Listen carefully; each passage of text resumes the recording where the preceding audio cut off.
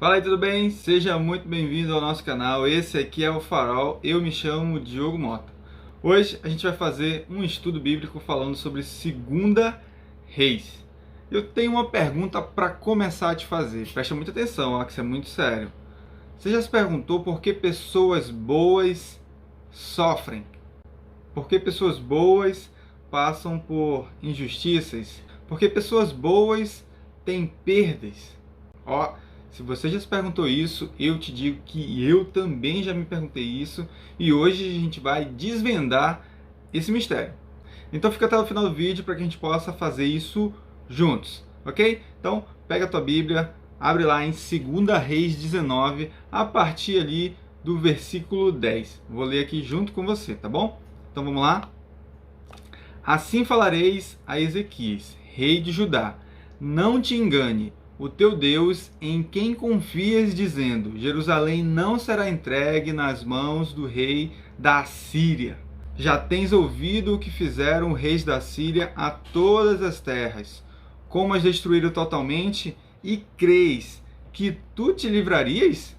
Porventura, os deuses das nações livraram os povos que meu país destruíram, Gozã, Arã e Rezefé, e os filhos de Éden que estavam em Telassar? Onde está o rei Amate, e o rei Árpade, e o rei da cidade de Sefarvaim, de Ena e de Iva? Tendo Ezequias recebido a carta das mãos dos mensageiros, leu-a, então subiu à casa do Senhor, estendeu-a perante o Senhor e orou perante o Senhor, dizendo: ó Senhor, Deus de Israel, que estás entronizado acima dos querubins, tu somente és o Deus de todos os reinos da terra.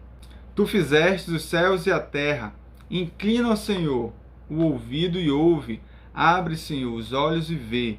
Ouve todas as palavras de Senaqueribe, as quais ele enviou para afrontar o Deus vivo. Verdade é, Senhor, que os reis da Síria assolaram todas as nações e suas terras, e lançaram no fogo os deuses deles, porque deuses não eram, senão obra de mãos de homens, madeira e pedra. Por isso os destruíram. Agora, pois, ó Senhor, nosso Deus, livra-nos das suas mãos, para que todos os reinos da terra saibam que só tu és o Senhor Deus. Então Isaías, filho de Amós, mandou dizer a Ezequias: assim diz o Senhor, o Deus de Israel: quanto ao que me pediste acerca de Senaqueribe, rei da Síria, eu te ouvi. Forte, hein?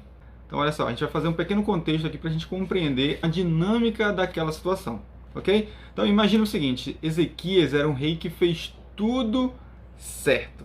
Então imagina assim, por que ele, mesmo fazendo tudo certo, estava recaindo sobre ele aquela situação, aquele perigo, estava se aproximando um inimigo? Olha só, sabemos que é muito fácil compreender por que algumas situações ruins acontecem com quem semeia o mal. Agora, por que coisas ruins acontecem com quem semeia coisas boas, com quem realiza boas obras, com quem ajuda as pessoas, com quem está sempre servindo o próximo, sabe? Então, por que isso acontece?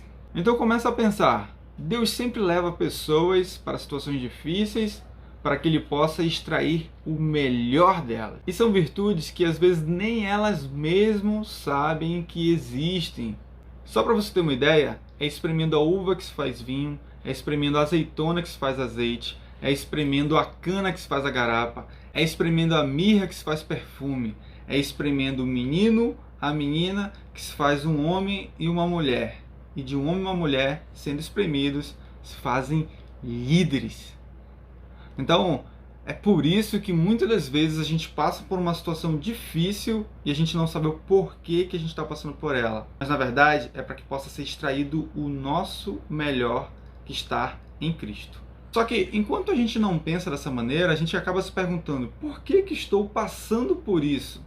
Por que essa situação está acontecendo comigo? Você já se fez essa pergunta? Comenta aqui para mim. Você já se fez essa pergunta? Porque eu já me fiz. E quando eu me deparava com essa pergunta, eu sempre buscava as respostas na palavra do Senhor, para que Ele pudesse me dar a resposta correta, adequada. Porque se eu for para o mundo, as respostas que eles vão me dar é inadequada. E talvez você esteja buscando essa resposta sobre por que você está passando por isso. E é aqui que agora a gente vai começar a encontrar essa resposta para mim e para você, talvez. Ok? E uma dessas respostas pode ser até que Deus esteja falando para você, ó, você não fez nada. Fui eu que permiti que isso acontecesse com você. Mas saiba de uma coisa, você não está só. Eu estou com você. Lá em 2 Coríntios 12:10 está escrito assim, é quando eu sou fraco, que então eu sou forte. E se você voltar um versículo no 12:9, está escrito assim, ó, minha graça te basta, porque o poder se aperfeiçoa na fraqueza.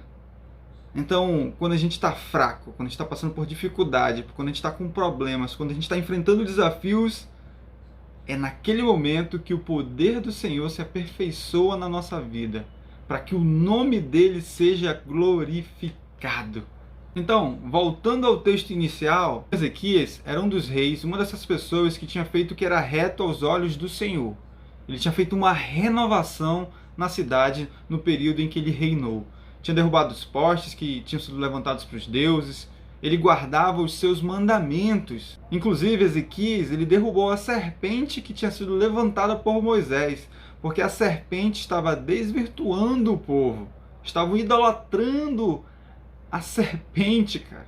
E com tudo isso, Deus estava com Ezequias, estava com ele obteve vitórias. Porém, aparece um rei, Senaqueribe, da Síria, tomando todas as cidades vizinhas. E ao chegar aos portões de Jerusalém, ele afronta o Deus vivo. E então ele envia uma carta lá para Ezequias. Imediatamente Ezequias lê aquela carta, pega e vai diante do Senhor. Então ele recebe um problema e ele vai diante do Senhor, diante de quem sabe de tudo, de quem pode ajudar, de quem pode salvar, de quem pode proteger. Diante do Senhor, ele vai e se coloca diante dos pés deles para orar. Agora imagina, ele chegando diante do Senhor e fazendo uma pergunta: Senhor, estou fazendo tudo certo, está tudo bem, você está comigo. E ao invés de eu receber paz, tranquilidade, o que eu recebo é uma carta com risco, com perigo, com iminência da destruição da nossa cidade, da tua cidade. O que faremos? E além do que faremos é o que eu fiz de errado. E imagina que é como se fosse lá em Jó. Lá em Jó 22, os amigos de Jó perguntavam para ele: qual foi o teu pecado, Jó? E em Jó 22:5 está escrito assim: não é grande a sua maldade, não são infindos os seus pecados. Às vezes a gente está passando por uma situação difícil e a gente se pergunta: o que eu estou fazendo de errado? O que aconteceu? Pequei? Fiz alguma besteira? O que eu fiz? Mulher, foi você que fez algum pecado aí? Tem alguma coisa escondido? Às vezes acontece com você também, você se pergunta: cara, e agora? O que eu fiz? Foi as crianças? Não, foi o cachorro. Quem foi que cometeu algum delito nessa casa para estar passando por uma situação tão difícil? E lá em João 9, Jesus está caminhando e ao passar ele vê um cego de nascença. E aí os seus discípulos perguntam: mestre, quem pecou? Este homem ou os seus pais para que ele nascesse cego? E Jesus responde: nenhum e nem outro. Nenhum pecou. Mas isso aconteceu para a obra de Deus, para que o nome de Deus fosse glorificado através da vida dele. Só que essas situações, elas acabam muitas vezes confundindo a nossa mente. E tem um inimigo que tenta confundir a nossa cabeça.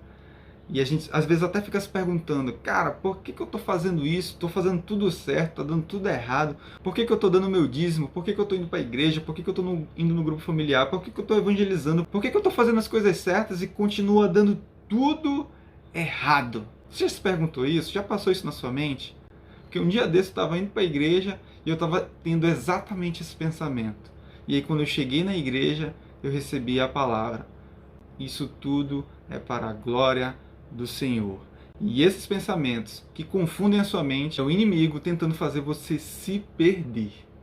Então, não permita que o inimigo faça você se perder. Quando esses pensamentos vierem, vá nos pés do Senhor para que Ele te dê auxílio, força, coragem para que você possa dar mais um passo. E para fortalecer isso, eu quero te passar 3 tópicos aqui, 3 pontos sobre o que essa oração de Ezequias pode nos ensinar. E o primeiro deles é buscar a Deus. Ezequias, logo quando recebe a carta, recebe o problema no seu colo, bate no peito, ele fala assim, ó, vou atrás de quem sabe o que pode fazer. Ele foi até o Senhor. E eu vou te falar uma coisa que é para você gravar na sua memória. Todas as dificuldades que aparecem na sua vida, elas são um convite do Senhor para que você possa cada vez mais buscar a presença dEle. Então, se você está passando por uma dificuldade, busque a presença do Senhor. Se você está enfrentando um desafio, busque a presença do Senhor. Se você está enfrentando o maior problema da sua vida, esse é o momento de buscar a presença do Senhor. Augusto Nicodemos, ele fala que a oração é para os fracos. Então é por isso que nós, cristãos, precisamos diariamente nos colocar dos pés do Senhor e orar, porque nós somos fracos. A nossa capacidade vem de Deus. Para nós é impossível realizar algumas coisas, e Jesus já falou que sozinho não conseguimos fazer nada, mas com Ele tudo é possível. Para Deus nada é impossível. Então que a gente possa buscar a presença do Senhor, porque a oração que a gente faz é como se a gente fosse um mendigo pedindo pão para quem tem pão. E quem tem pão é o Senhor, cara. Então, sempre busque a presença dEle para que você possa ter o alimento necessário para suportar e superar esses desafios. O problema é que muitas das vezes a gente se dá a desculpa, ou tem pessoas ao nosso redor que dão desculpa que não tem tempo. Agora imagina a situação, se chegar lá no céu, Deus vai olhar para você e vai falar assim, ó, por que você não estava orando? Aí a pessoa vai falar assim, que eu estava sem tempo, Senhor. Aí ele vai pegar o Instagram assim, ele vai olhar e vai falar assim, ó, você sabia que no Instagram marca a quantidade de tempo que você consumiu e passou aqui na rede social? Aí a pessoa vai ficar meio assim, sabe por quê? Porque lá vai estar confirmada que ela não orou porque ela estava nas redes sociais. Que cara, hein, que a gente vai ter na frente do Senhor, falando que não teve tempo e a gente passou mais tempo na rede social do que orando. Pesado, né? Portanto, precisamos ser uma pessoa de oração, um cristão de oração. Lá em Mateus 6,6, você pode ver que é fechar a porta do quarto e orar, que aí Ele vai nos responder, cara. Então, fecha a porta do quarto e ora. Fechado? Vamos para o segundo ponto, que é reconhecer o problema. Ezequias não desprezou o problema. Ezequias não negou o problema. Ezequias não diminuiu o problema. Na verdade, Ezequias ele sabia do verdadeiro potencial do problema. Ele sabia reconhecer o que eles já tinham realizado, destruído tudo ao redor. E ele entendia o risco que era iminente naquele momento para Jerusalém. É como se Ezequias estivesse falando, Senhor, nós não estamos desmerecendo esse problema não, tá? Ele está acontecendo. Muitos, inclusive, já pereceram diante dessa situação, mas a nossa confiança está no Senhor. Você já parou para pensar que talvez Deus esteja trabalhando com você na exceção? Imagina que muitas pessoas já pereceram, mas você não. Imagina que muitas pessoas ficaram doentes, mas você não. Imagina que muitas pessoas passaram fome, mas você não. Imagina que todo mundo morre nessa situação, menos eu, menos você. É assim que talvez Deus esteja trabalhando na sua vida, é na exceção. Porque saiba, se o Senhor está do seu lado, vai ser diferente. Você vai passar pela fornalha, pelo deserto, pela tempestade, mas você vai resistir, você vai suportar, você vai perseverar. Sabe que Deus não vai te livrar do problema, talvez Ele vai te livrar no problema, enquanto você está lá dentro do deserto, dentro da fornalha, dentro da tempestade. O problema é que muitas das vezes a gente quer a vitória sem passar por uma dificuldade. Muitas das vezes a gente quer o sucesso sem o processo. A gente quer a salvação sem a santificação. É no processo que a gente vai sendo moldado aos olhos de Cristo, ao modelo de Cristo. Então, permita e aceite que o Senhor está trabalhando na sua vida nesse momento para que você possa ficar mais forte, mais parecido com o Senhor Jesus. Lá em Mateus 24:13 está escrito assim, mas aquele que perseverar até o fim será salvo. Acredite, Deus nunca vai dar uma tribulação maior do que aquela que a gente pode suportar. Lá em 1 Coríntios, você pode dar uma olhada lá no versículo 13. Não vos sobreveio tentação que não fosse humana, mas Deus é fiel e não permitirá que sejais tentados além das vossas forças. Pelo contrário, juntamente com a tentação, vos proverá livramento de sorte que a possais suportar. E suportando tudo isso, a gente entra agora no terceiro tópico, que é ser ouvido. Assim como o povo que passou 400 anos no Egito sendo escravizados, ele ouviu as suas orações e disse para Moisés: diga ao povo que eu ouvi. Mas muitas vezes a gente nem acredita na nossa própria oração. E eu vou te dar um exemplo. Lá em Atos 12, Pedro havia sido preso pelo rei. Só que, de maneira sobrenatural, um anjo tira Pedro de dentro da prisão. E sabendo seus discípulos, os seus amigos, sabendo que Pedro estava preso, oravam por ele, para que ele fosse liberto. E quando Pedro chegou e bateu na porta, uma serva chamada Rode foi atender. Só que quando ela viu que era Pedro, reconheceu sua voz, manteve a porta fechada e foi lá para dentro e falou para as pessoas: Pedro está aqui na frente, está na porta, vamos lá ver. E as pessoas perguntaram para ela: você está fora de si, a gente está orando aqui, como que poderia Pedro estar solto, ele está preso? Não, vamos lá. E aí chegaram lá e viram que de fato era Pedro. Então às vezes a gente está orando e não está acreditando, a gente está falando e não está crendo.